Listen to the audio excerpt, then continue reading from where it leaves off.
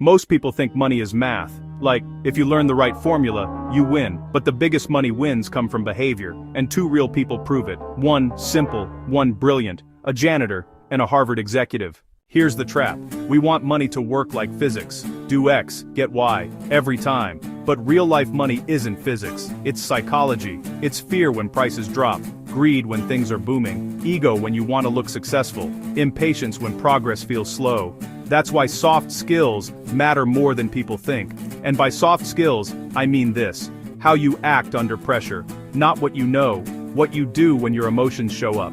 Now, investing knowledge helps, budgeting helps, but emotions decide whether you stick with good choices long enough for them to work. If your plan only works when you feel calm, it's not a plan, it's a wish. Let's talk about Ronald Read. He was a janitor and gas station attendant in Vermont. Nothing flashy, no headlines. He lived simply, saved what he could, and invested consistently. He bought solid, well-known companies and, this part matters, he waited. He didn't try to be a genius. He tried to be steady. When he passed away, he had built a fortune reported in the millions. Now contrast that with Richard Foscone. He had elite credentials, worked in high finance, and earned a lot of money. But lifestyle inflation and heavy debt piled up, and when conditions turned, the whole thing unraveled into bankruptcy. Same planet, same economy. One person used patience and humility. The other got squeezed by ego, spending, and leverage. Here's the point. A genius with bad emotions can be a disaster, and someone ordinary with great behavior can do extremely well. And if you're thinking, that's luck, regular people can't do that. The repeatable part isn't luck. It's the behavior.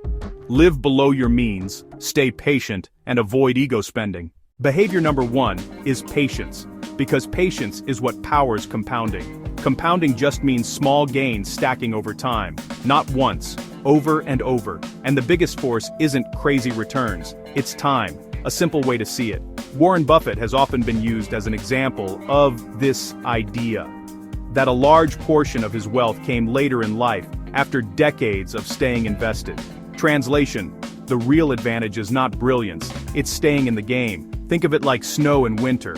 A little snow that doesn't melt becomes the base, then more snow sticks, then even more sticks. But if you keep melting the base, selling, switching, panicking, you keep resetting the process. So if you're chasing the best return right now, here's the truth. Pretty good returns you can stick with, beat amazing returns you can't maintain.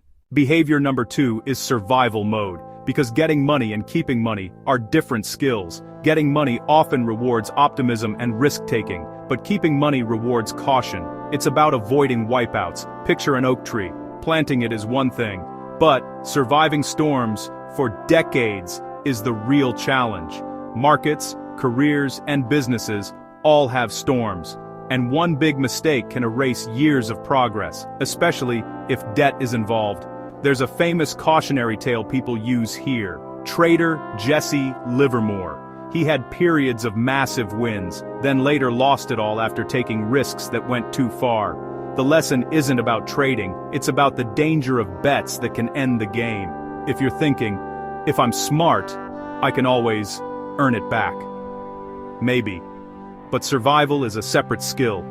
Don't take risks that can permanently knock you out. Let's boil this down to 3 behaviors. 1. Money success is behavior. Emotions beat IQ more often than people admit. 2. Time plus patience powers compounding.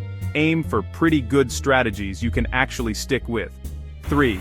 Stay in the game. Avoid debt or choices that can wipe you out. And if you're asking, okay, what do I do today? Pick one behavior this week. Spend less than you make, stay patient, or avoid risky debt. One small shift, done consistently.